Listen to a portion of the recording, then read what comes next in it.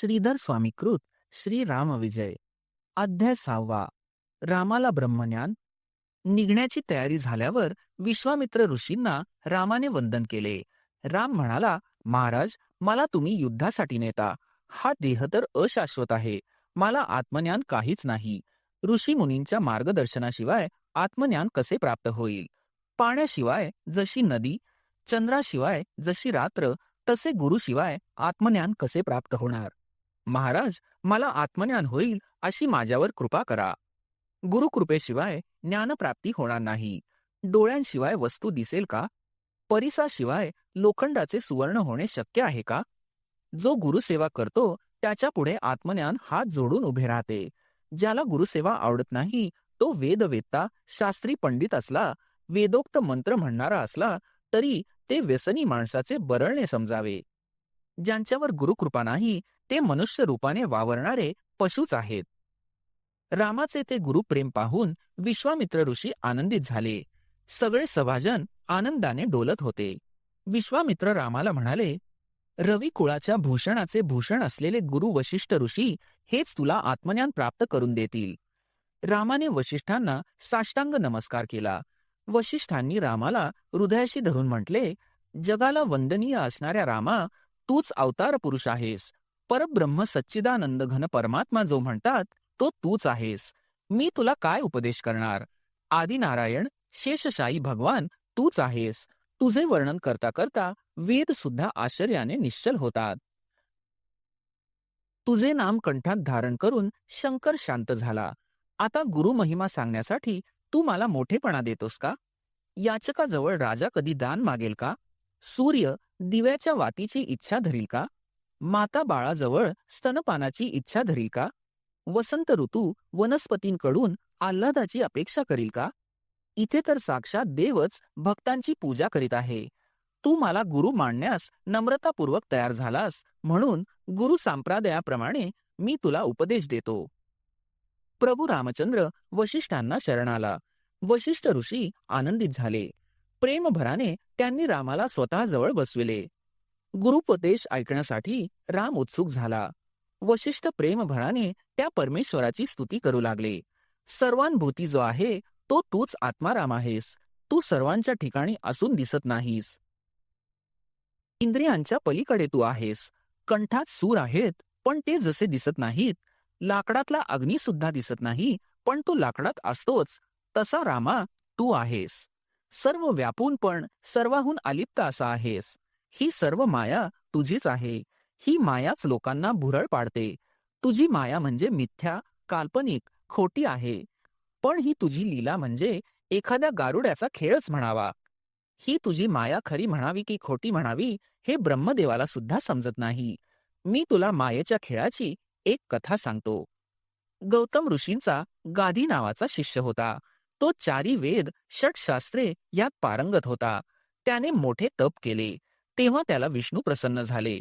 त्यांनी विचारले, मी तुला काय देऊ? तेव्हा त्याने विष्णूला सांगितले, मला तुझी माया दाखव. ज्या मायेने लोकांना फसविले आहे ती मला लवकर दाखव. तेव्हा हसून विष्णू म्हणाले, माया पाश अतिशय कठीण असतात. लोक माया तरुण आम्हाला जाऊ दे असे म्हणून शरण येतात आणि तू तिला पाहण्याचा मोह करतोस. अरे, जे दिसते ते सर्व खोटे हेच मायेचे खरे स्वरूप आहे. तेव्हा गाधी म्हणाला, मला प्रत्यक्ष दाखव. तेव्हा विष्णू म्हणाले, तू माया पाहण्याचा हट्ट धरशील तर तुझे प्राण कासावीस होतील. त्यातून तुला कोण सोडवील? तेव्हा गाधी म्हणाला, मी जो वर मागितला तो मला द्या. तथास्तु असे म्हणून विष्णू अंतर्धान पावले. गाधी आपल्या पत्नीसह गंगा किनारी राहत होता. एके दिवशी माध्यानी तो गंगेत स्नानासाठी गेला. तेव्हा त्याच्या मनात विचार आला, अजून मला प्रभू माया का दाखवित नाहीत? असे काय वागणे हे विष्णूचे? तेवढ्यात मायेने आपला खेळ सुरू केला.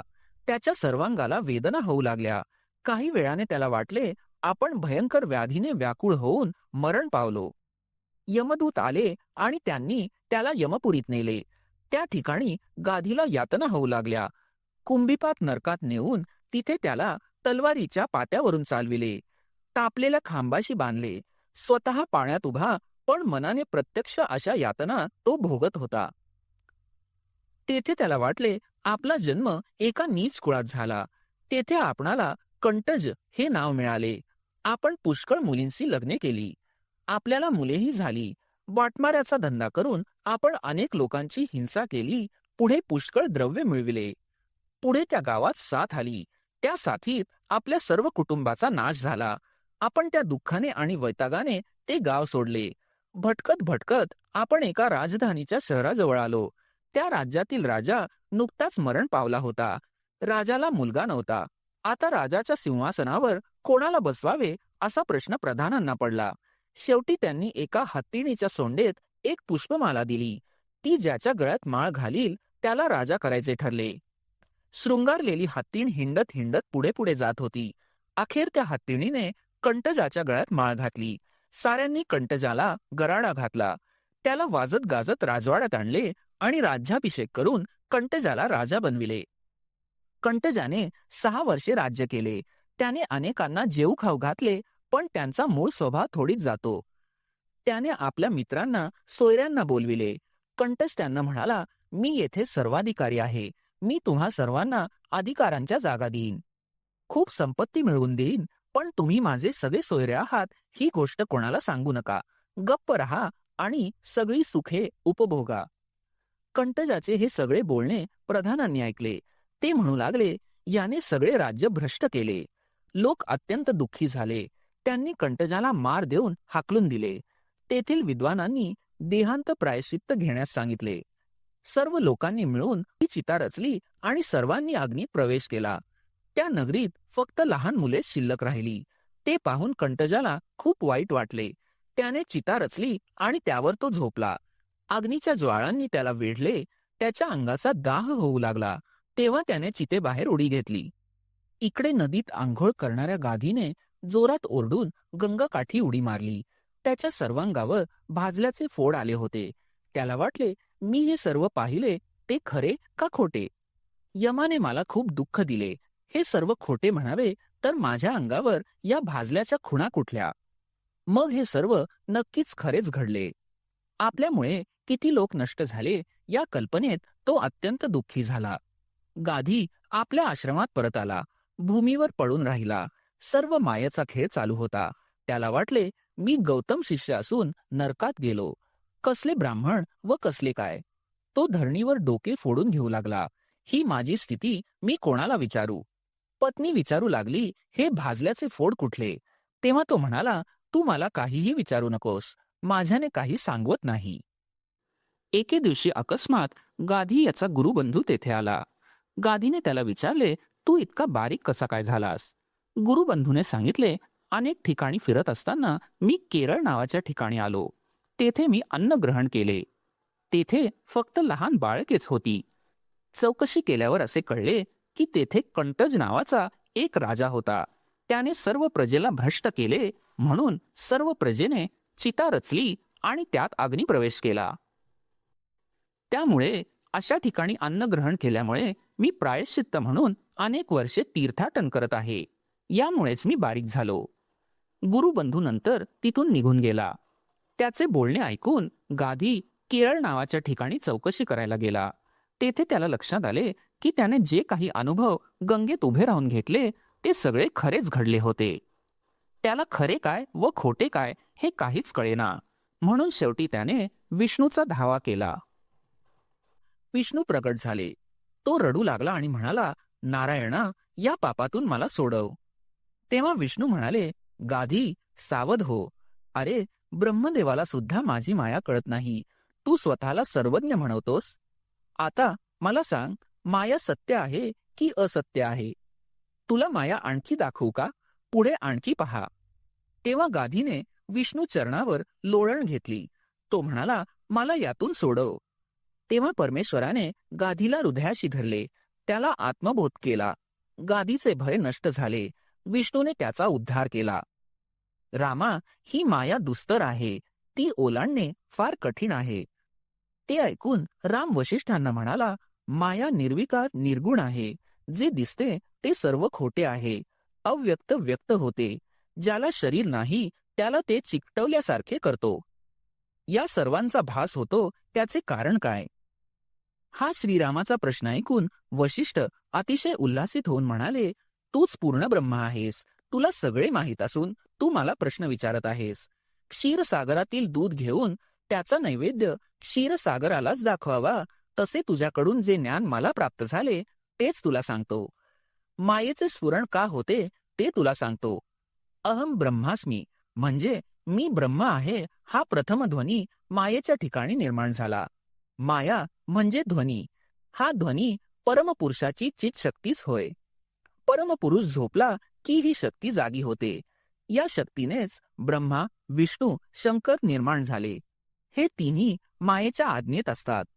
आत्मरूपाकडे डोळे उघडून कुणालाही पाहू देत नाहीत. माया जीवांना भुलविते, जे निराकार त्याला आकार रूप देते. निर्गुणाला गुण लावते. ब्रह्मांडाची रचना करून विस्तार आणि विलय करते. हिने गाधीला कसे दाखविले? गाधीचे काही कर्तृत्व नव्हते. कोणी आत्मस्वरूपाकडे वळला की नसतीच संकटे घालते. या आदिशक्तीच्या ठाई सत्व रजतम हे गुण आले. तिने ज्ञानशक्तीने अहंकार, बुद्धी, चित्त, मन हे अंतःकरण चतुष्टय निर्माण केले. क्रियाशक्ती व रजोगुण यांच्या आधाराने 5 ज्ञानेंद्रिये, 5 कर्मेंद्रिये, 5 वायू निर्माण केले. तमोगुणाने विषय पंचक निर्माण केले. ही 24 तत्वे. 25वे तत्व म्हणजे पुरुष होय. या सर्वात अंश रूपाने प्रवेश करून मायेने 84 लक्ष योनीत जीव निर्माण केले.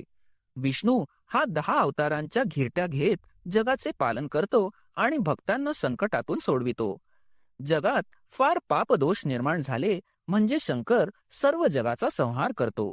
या जगात जमिनीच्या 10 पट पाणी आहे, पाण्याच्या 10 पट तेज, तेजाच्या 10 पट वायू आणि वायूच्या 10 पट आकाश आहे.